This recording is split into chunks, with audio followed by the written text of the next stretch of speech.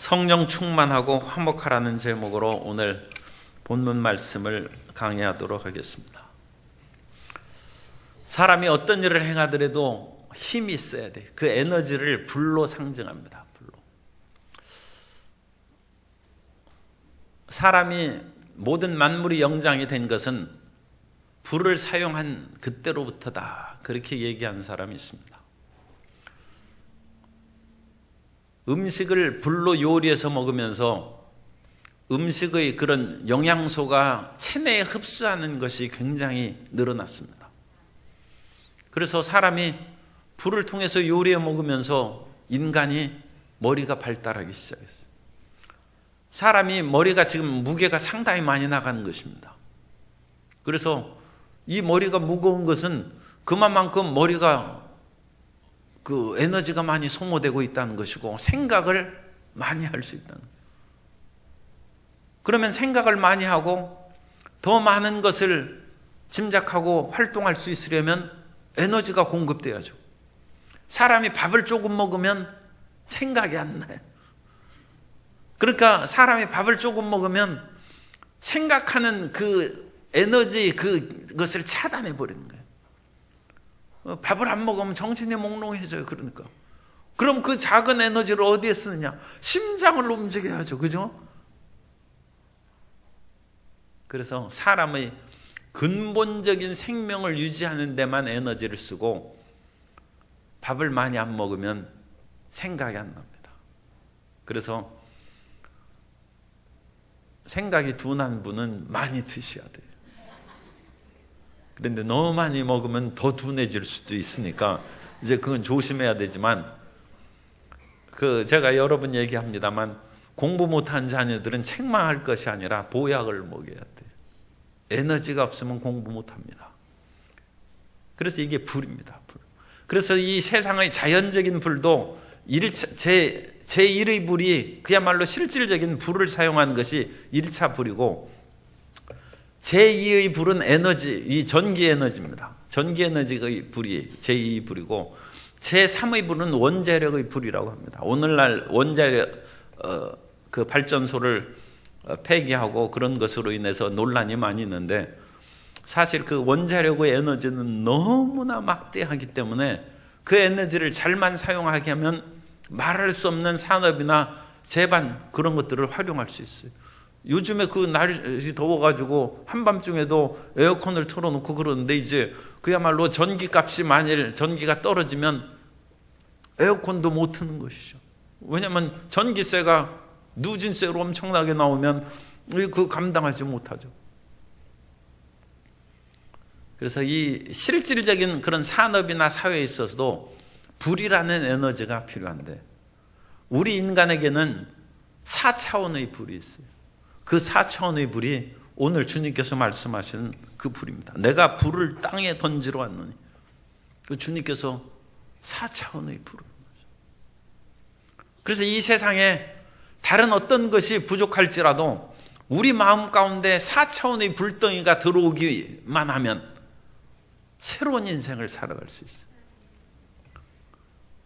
그 이전에 그 깡패를 하고 여러 가지 불량스럽던 그런 사람들이 부흥회 가가지고 하늘에서 불덩어리가 떨어지는 것을 체험했다. 4차원의 불을 받은 것이죠. 그래서 깨어지고 뒹굴고 회개하고 새 사람이 되고 그 4차원의 불을 받은 후에 그 사람은 많은 사람을 유익하게 하는 새 인생이 되는 것이죠. 그래서 4차원의 불을 받지 않으면 이 세상의 여러 가지 불길이 그 사람을 유혹의 잘못된 길로 끌어당길 수가 있어요. 왜냐하면 인생에는 정욕의 불도 있고 쾌락의 불도 있고 세상의 자기 마음대로 살아가는 그런 것들이 있습니다. 그리고 그런 것들도 마음의 불이죠.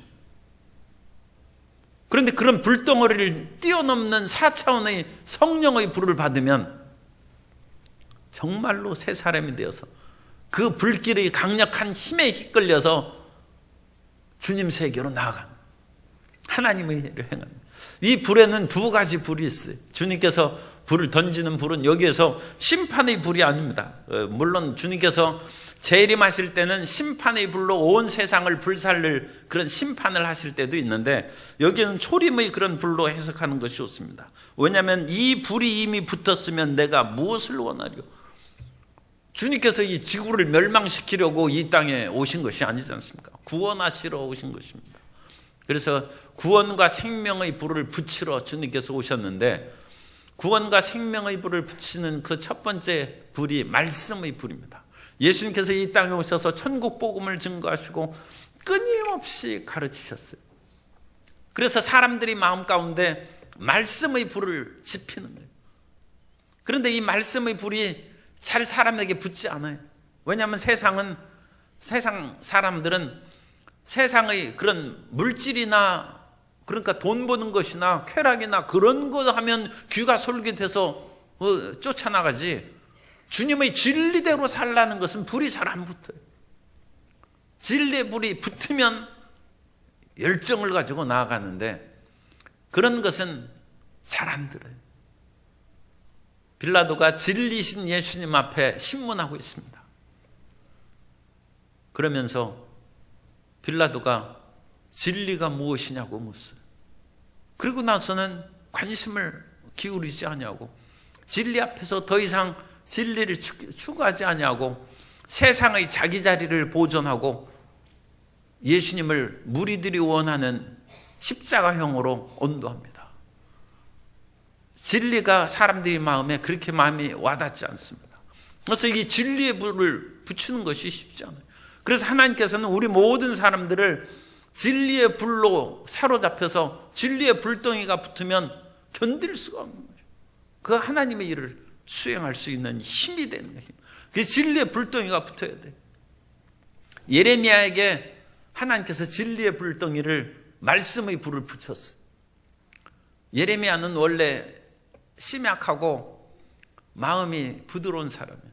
그래서 그 당시 나라가 멸망기고 포로기에 활동하는데 사람들이 어찌나 거친지 몰라요. 이 멸망기의 사람들이 얼마나 심성이 거칠어졌겠습니까? 그리고 나서 나라가 망했으니까, 망한 후에도 하나님의 말씀을 증거할 때 그 하나님께서 우리를 사랑하시면 나라를 멸망시켰겠느냐 그러면서 예레미야를 그 말을 듣겠습니까? 그러므로 예레미야가 하나님의 말씀을 전할 때 많은 애를 먹었어요. 그래서 내가 다시는 하나님 말씀을 전하지 않겠습니다는 그런 생각도 했어요. 예레미야 20장 9절에 보면, 내가 다시는 야훼를 선포하지 아니하며 그의 이름으로 말하지 아니하리라 하면 나의 마음이 불붙는 것 같아서 골수에 사무치니 답답하여 견딜 수 없나이다.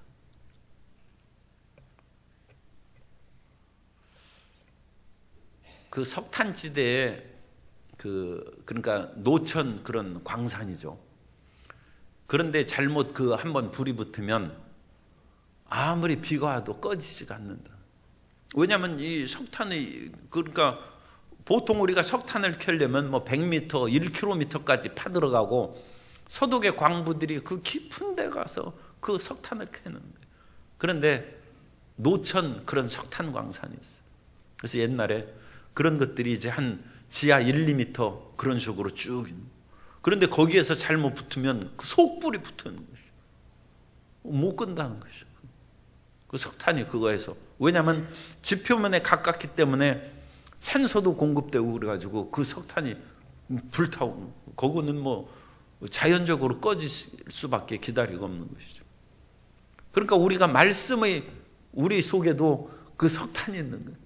말씀의 속불이 붙으면 세상의 어떤 것으로도 못 끄는 거예요. 예레미야가 이 불이 붙었어요. 그래서 자기가 예수 그리스도 그 하나님의 말씀을 이제 증거한다고 하니까 핍박이 많아요. 그래서 내가 그런 말씀 전하지 않겠습니다 하는데도 속불이 이미 붙어가지고 골수에 사무치니 견딜 수가 없다. 그것이 예수님을 증거하는 우리 모든 전도자의 불길입니다. 사람의 마음에 그런 불이 붙어야지, 그런 불이 없이 세상에 예수님 전도하다 그 옛날식으로 얘기하면 예수님 믿으십시오 하다가 우물가에서 물 한 번 끼얹어서 시끄러운 소리 그만하고 가시오 하니까 물 끼얹으면 금방 불이 꺼져. 그건 뭐 불도 아니죠. 아무리 물을 끼얹어도 속불이 꺼지겠습니까? 그래야 제대로 전도할 수 있는 것이죠. 그래서 하나님께서는 말씀의 불을 우리에게 붙여주신다. 그래서 이 말씀의 불이 붙으면 에너지입니다. 그게 하나님의 일을 행하는 에너지고, 이 세상의 어떤 것으로도 끌 수 없는 그야말로 하나님의 신실한 능력의 사람으로 표현합니다. 이 세상에 밥만 먹어서 사람이 사는 것이 아니라 이 속에 속불이 붙으면 그 힘으로 사는 거예요. 4차원의 새로운 불이었죠. 그러니까 밥을 먹어도 힘이 없으면 보약을 드시고, 보약을 드셔도 힘이 없으면 말씀의 불을 붙여야 돼요. 그게 살 길이에요. 아무리 해도 내가 힘이 없다. 그래가지고 맨날 어디 가서 병원 가서 기웃거리지만 말고 기도원 가야죠. 속불을 붙여야죠. 사람이 떡으로만 사는 것이 아니라 하나님의 입에서 나오는 말씀으로 사는 거예요. 속불이 붙는 거예요. 예수님께서 수가성에서 피곤하셔서 길거리에 거기 앉아 있어요. 우물가에. 그리고 예수님께서 물길로 나온 그 수가성의 여인 보고 물을 달라고 하는데 물도 안 주고 이 논쟁이 붙었어요. 예수님께서 피곤하신데 얼마나 피곤하시겠어요. 그러나 하나님의 말씀을 증거한 후에 제자들이 와서 먹을 것을 잡수시라 하는데 예수님께서 드시질 않아요. 그러니까 제자들이 뭐라고 생각해요? 누가 먹을 것을 갖다 드렸나? 예수님이 참 송구한 말씀입니다만 속불로 성령의 불이 타오르니까, 말씀의 불이 타오르니까 이거 지금 외부에 빵 먹고 뭐 음식 드시는 그런 불이 아니죠. 새 힘이 생겼어요.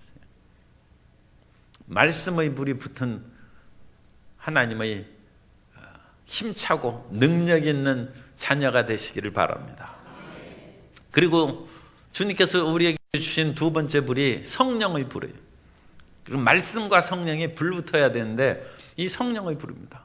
그런데 이 성령의 불을 받는 것은 아무나 불을 받는 것이 아니라 하나님의 특별한 은혜를 받아야 성령의 불. 말씀이야 우리가 다 읽을 수 있죠. 그리고 그것이 말씀이 이제 불 붙는 것은 또 차이가 있습니다만 어쨌든 말씀은 개방되어 있는 것이죠.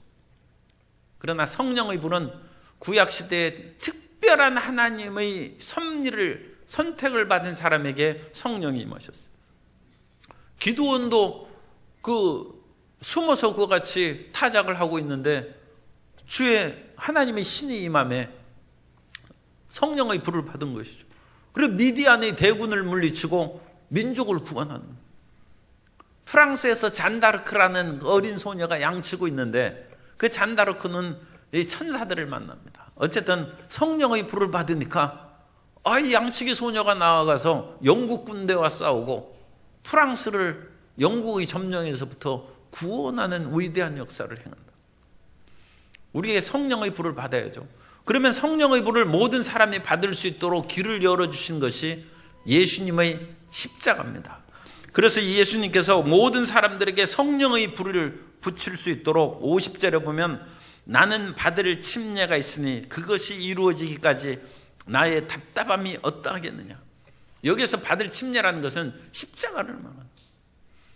모든 사람들이 하나님 앞에 나아갈 수 있는 그런 길이 열리지 않은 것은 죄가 있기 때문에 그러는데 예수님께서 그 죄의 문제를 해결하기 위해서 이 땅에 오셨고 십자가를 지신 거예요. 그래서 십자가로 말미암아 우리 모든 죄가 용서함을 받았고 하나님께 나아가는 장애물이 사라지게 된 것입니다. 그래서 장애물이 사라졌으니까 누구든지 이제 하나님 앞에 나아가 부르짖으면 성령이 임하신다. 그래서 예수님의 120명의 제자들이 예수님께서 십자가 사역을 완수한 후에 성령 받기를 기도하라는 거예요. 그래서 120명의 제자들이 주님께서 부활하신 후에 오순절 날까지 40일까지 이 땅에 계시다가 50일째 성령이 임하신 거예요. 그러니까 40일째 예수님이 부활 승천하시고 오순절날 성령이 예수님은 올라가시고 성령이 내려오시고 이 열흘 기간 기도에 전념했다. 열심히 열흘간 기도했으니까 하늘에서 성령이 임하셔 성령의 불이 붙었다. 그래서 베드로와 요한과 야고보를 비롯한 그 예수님의 제자들이 성령의 불을 받으니까 참 그 거친 표현입니다만 겁나는 것이 눈에 뵈는 것이 없어요.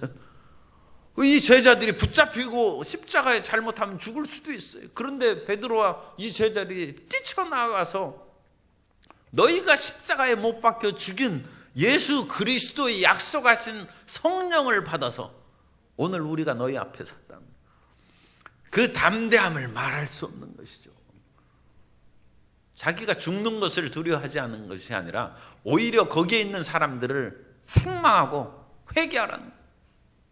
너희가 의로운 예수 그리스도를 십자가에 못 박혀 죽게 했는데 그 예수님께서 하늘에 올라가셔서 약속하신 성령을 오늘 우리에게 부어주셔서 너희가 아는 바와 같이 선지자 요엘이 예언한 것이 오늘 응했다는 것입니다. 남종과 여종에게 모든 사람에게 성령을 부어주시는 그 약속이 오늘 우리에게 임했다는 것입니다. 성령의 불 받으면 그러니까 걱정이 없는 것이죠.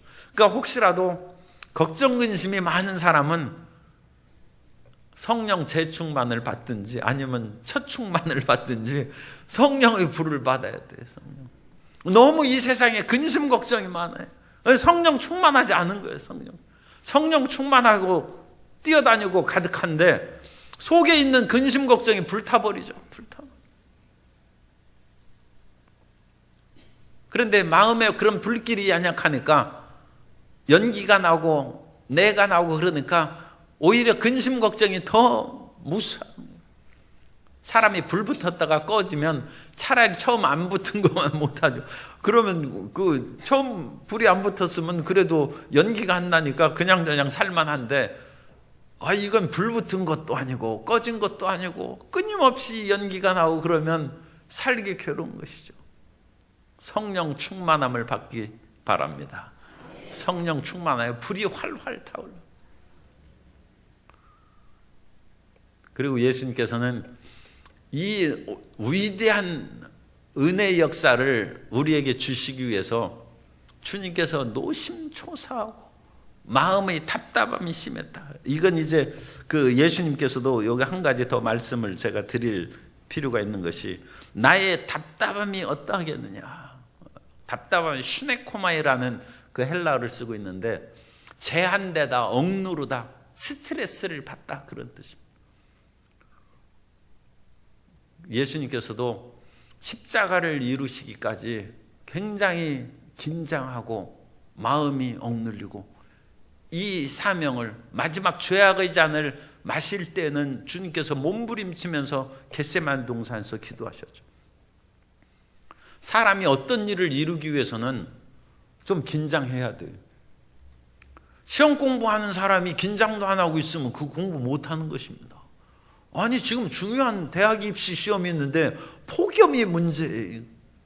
지금 폭염이 아무리 자기 몸을 괴롭히고 땀이 비 오듯이 흘러도 마음속에 대학을 붙어야 되는 열망으로 그것을 그냥 이기고 극복한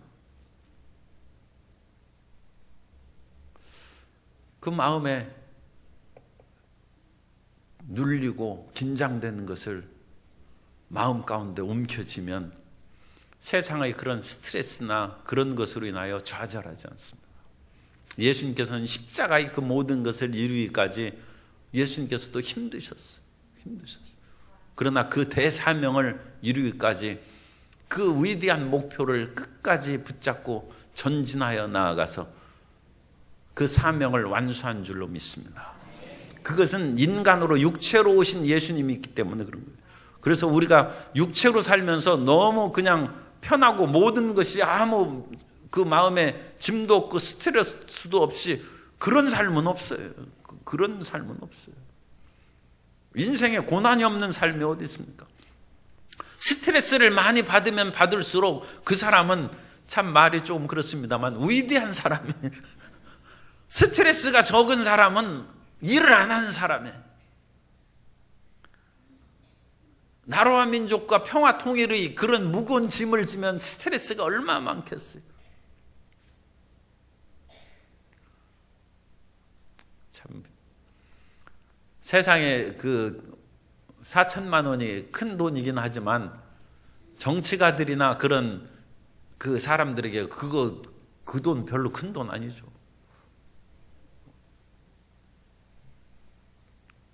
그런 돈 때문에 한 것이 아니라 자기 마음의 의로움 때문에 그런 의로움을 견디지 못한. 인생에 어떤 스트레스가 다가온다 할지라도 하나님께서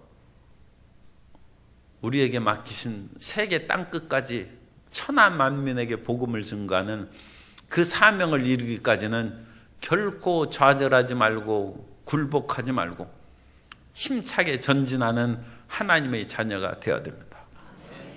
세상의 여러 가지 일들로만 스트레스를 받고 마음 괴로워하는 것이 아니라 예수님의 마음을 본받아서 주님께서 원하신 일로 전진해 나가는 성령의 불을 받게 되시기 바랍니다. 주님께서 붙이기를 그렇게 원하시는 말씀의 불이 붙은 말씀 충만한 성도인 되시기를 예수님 이름으로 축원합니다.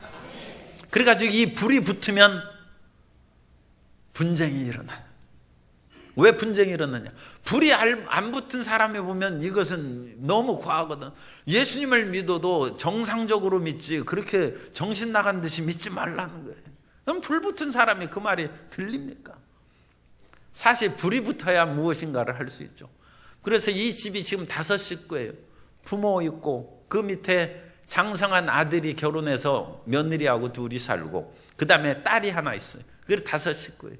그러니까 부모, 아들 내외, 딸 그렇게 있어요. 그러니까 5명의 식구인데 거기에서 갈등이 일어나는 아버지와 아들이 서로 안 믿을 수 있죠. 시어머니와 며느리가 또 딸이 그래가지고 2대 3으로 서로 간에 갈라서 싸우는 거예요. 예수님을 믿고 불붙은 사람과 그렇지 않은 사람과의 치열한 싸움. 같이 한꺼번에 안 믿는 사람 같으면 싸울 일이 없죠. 그러나 불붙지 않은 그 사람을 불을 붙여야죠. 그래야 예수님을 그 제대로 믿고 같이 천국 갈 거 아닙니까? 불이 안 붙은 사람끼리는 서로 밍밍하니까 뭐 그런 대로 살면 됐지 하고 별 반응 없어요. 자기 가족이 안 믿는데도 별로 큰 뭐 반응이 없어. 왜냐하면 자기 마음에 불이 없으니까 뭐 안 믿는 가족들에 대해서도 크게 신경을. 그런데 마음이 불 붙으면 그건 견딜 수가 없죠. 그래서 예수님께서 우리 마음 가운데 불을 붙이러 오셨다. 말씀의 불이 붙고 성령의 불이 붙어야 돼요. 그러면 말씀의 불이 안 붙는 이유가 뭐였느냐? 우리 마음 가운데 세상의 일로 젖어 있어서 그래요. 세상의 많은 일로 너무 젖어 있어가지고 불이 안 붙는 거예요. 불이 안 붙는. 그래서 이 다음에는 주님께서 우리가 회개하고 올바르게 살아갈 수 있도록 가르쳐 줍니다. 무리에게 이르시되 너희가 구름이 서쪽에서 이는 것을 보면 소나기가 온고 남풍이 불어오면 날이 덥겠다. 남풍이 불어오면 여기에서는 사막의 모래바람이 불어오고 이스라엘의 서쪽은 지중해입니다. 지중해에서 바람이 불어오면 그건 바닷바람이 불어오니까 그 태풍이 불어오는 거 우리식으로 얘기하면 그런 것이죠. 그러니까 비가 오는 거예요. 비가 오는 거. 그래서 지중해의 그런 서쪽에서 바람을 불면 소나기가 온다. 엘리야가 그 갈멜산의 바로 끝에는 이제 지중해가 보이는 거죠. 그 지중해를 끼고 있는 그 해안선에 500 몇십 미터 정도의 그 야산이 갈멜산입니다. 거기에서 이제 바알과 아세라 선지자들과 시합하고 그 기도하고 하늘에서 비가 내립니다. 3년 6개월 동안 비가 내리지 않았지만 하나님의 위대하심, 하나님께서만이 유일하신 하나님이라는 것을 엘리야가 선포하고 부르짖어 7번 기도하며 3년 6개월 동안 비가 내리지 않는 그 땅에 그야말로 비가 폭우가 내려서 아합의 마차가 물에 잠기지 않도록 그런 정도까지 비가 내리게 됩니다. 그리고 폭염주의보가 계속 나타나고 일주일의 날씨라든지 그런 것을 봐도 비가 내릴 그런 그 예상이 없어요. 뭐 소나기 소식도 없어요. 그러니까 이게 크리스찬들이 이제 사명으로 기도해야죠. 그래야 소나기라도 올 거 아닙니까? 우리가 폭염만 뜨겁다고 하고 에어컨 틀고 그와 같이 전기세 나오고 그거 걱정할 것이 아니라 비를 내려야죠. 비를. 그리고 이 시대를 분별하면서 영의 그런 것들로 우리가 눈이 열려서 왜 바라보지 못하느냐. 주님께서 그걸 우리에게 책망하시는 거예요. 너희가 이와 같이 날씨는 구별하면서 이 시대의 흐름은 파악하지 못하느냐.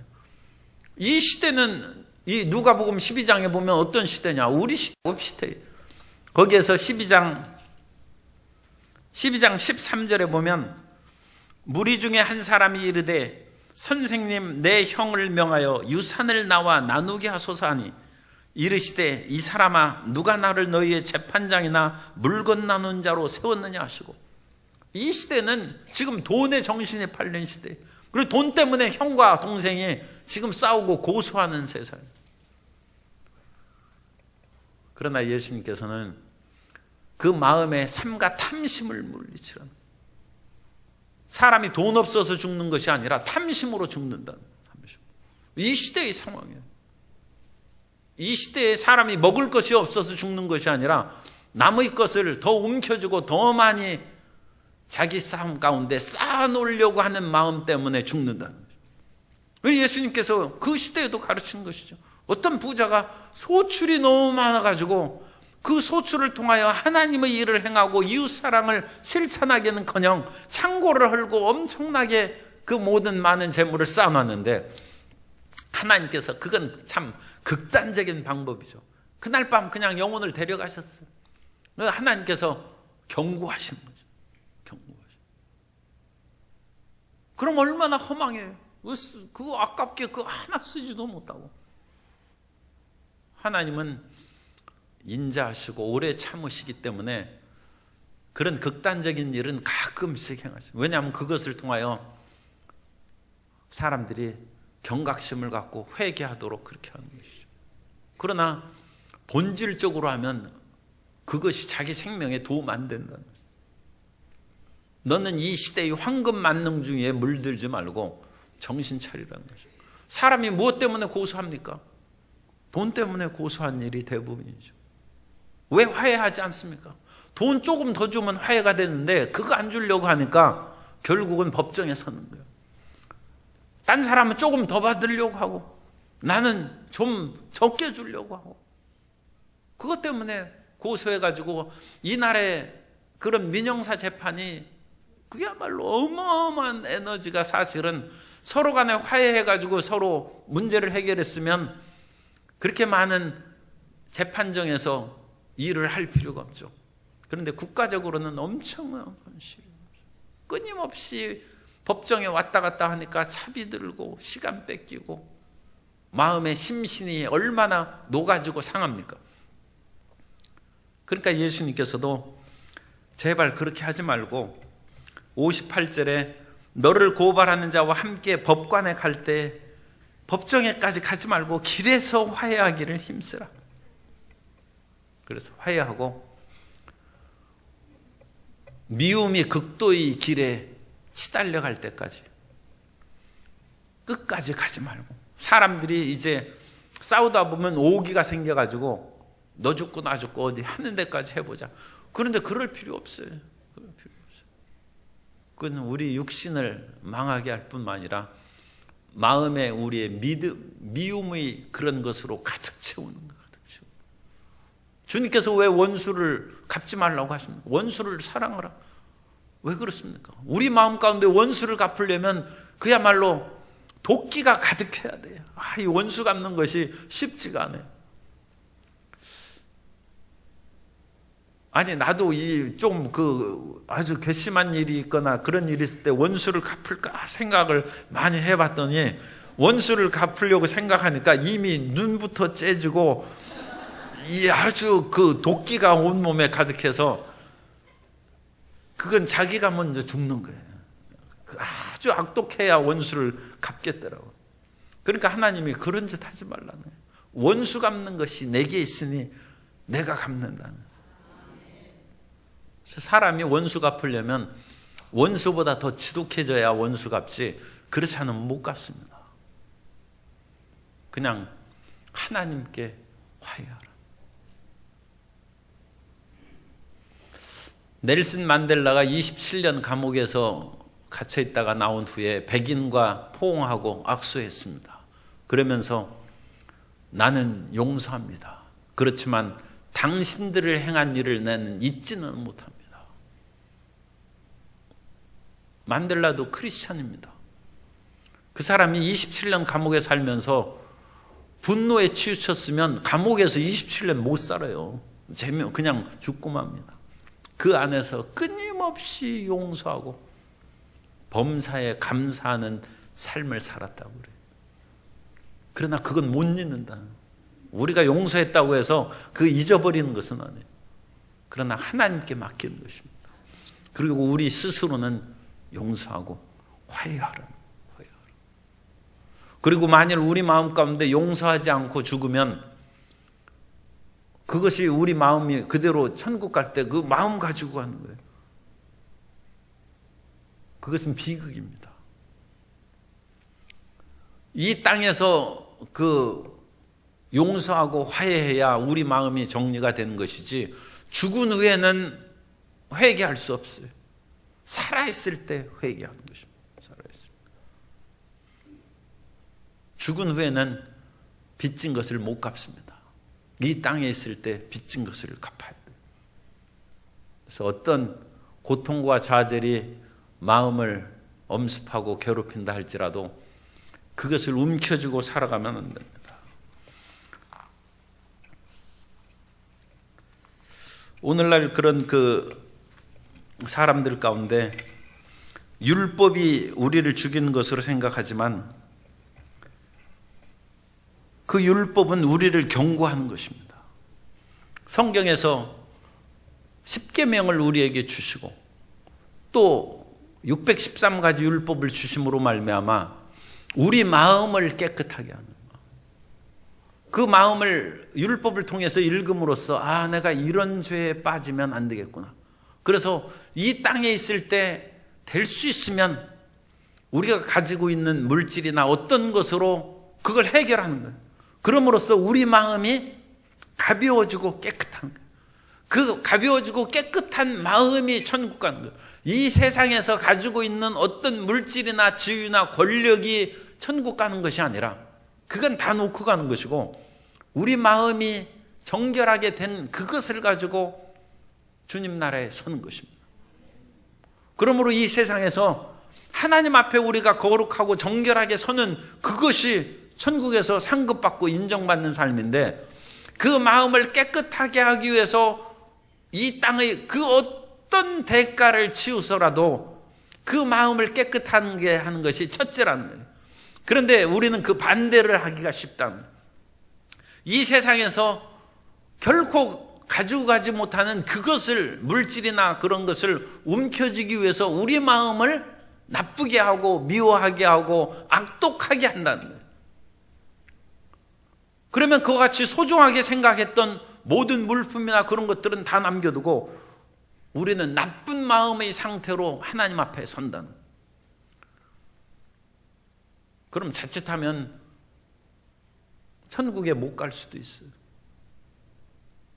그 마음에 예수님을 믿는다는 것은 예수님의 뜻대로 살아가는 것을 의미하는 것이지, 예수님께서 가르친 그 모든 말씀, 하나님을 사랑하고 내 이웃을 사랑하라는 그 말씀도 지키지 않았는데 그 사람이 천국 간다는 보장 없죠. 왜냐하면 말씀을 지키는 것이 신앙입니다. 말씀을 안 지키면 그 믿음은 그냥 공허한 믿음이에요. 공허한 믿음. 요즘에 우리가 시계 안 차고 다녀서 참 다행스러워요. 그래가지고 사람이 옛날에는 시계 이렇게 하면 금시계를 가지고 이렇게 해서 일부러 팔 이렇게 소매 걷고 이렇게 해서 하고 그랬어요. 그런데 그 옛날 미국에서 대통령 올 때 막 손을 흔들지 않습니까? 그러면 그 소매치기가 어느 때 또 불러가지고 간증 한번 시켰어요. 소매치기가 회개하고 이제 그 사람이 있어서 손 흔드는 시계는 자기 시계나 마찬가지래. 그건 소매치기는 그건 순식간에 그 다 딴다는 거예요. 그런데 이 세계에서 제일 비싼 시계가 680억이래요. 680억. 다이아몬드가 무진장 많이 붙어 있어요. 보통 이제 괜찮은 시계는 몇백만 원 하고 조금 다이아몬드가 붙어 있는 것은 이제 몇천만 원 합니다. 몇천만 원 하는데 그런 것들은 그냥 일반 그런 조금 고가 시계고 진짜 비싼 것은 억대를 다 넘어가요. 세상에서 물질이 그런 것을 추구하다 보면 한이 없어요. 무슨 시계를 680억짜리 시계를 차고 다니겠어요? 그거 하면 그 마음이 기쁘겠습니까? 무슨 존경스럽겠어요? 그리고 그렇게 비싼 것인 줄 누가 알겠어요? 자기 욕심에 탐욕에 빠져 자기 스스로 그것을 스스로 즐거워하고 마치 황금을 집안에 가득 쌓아놓고 아침마다 가서 그 지하실에 있는 황금을 한 번씩 열어보면서 자기만 알고 거기에서 미소를 짓고 즐거워하는 거예요. 그거 무슨 돌멩이지 그거 무슨 유익이 있겠어요? 우리 마음 가운데 있는 그런 탐욕을 던져버리고 이웃과 화해하라는 것입니다. 그리고 그와 같은 담대하게 살아갈 수 있는 보장이 성령 충만함입니다. 성령 충만한 것은 세상에 대한 탐욕이 사라지고 하나님에 대한 사랑에 가득한 것이 성령 충만이지, 성령 충만하면서도 세상에 대한 미련과 그와 같은 탐욕이 가득하다는 것은 성령 충만한 것이 아닙니다. 말씀 충만하면 이 세상을 이길 수 있는 힘으로 충만해야지, 말씀 충만하다고 해서 세상의 것을 더 움켜쥐려는 그 마음으로 충만하다, 말씀 충만한 것이 아닙니다. 예수님께서는 이 세상에 우리의 마음에 말씀 충만한 불을 붙이고 성령 충만한 불을 붙이기 위해서 오셨습니다. 그리고 그 불이 붙는 것이 주님의 소원이에요. 내가 불이 붙었으면 무엇을 원하리요? 그리고 그 불을 붙을 수 있도록 방해가 되는 모든 것들을 제거했어요. 십자가에서 제거했어요. 그러므로 예수님을 믿으면 우리가 이 땅에서 있는 것을 누릴 뿐만 아니라 모두 다 성령의 불을 받고 말씀의 불을 받아서 하나님이 원하시는 삶을 살고 서로 화해하고 용서하고 이해하여서 법정에 가기 전에 길에서 서로 화해하는 너그러운 마음으로 살아가는 모든 성도님 되시기를 예수님 이름으로 축원합니다.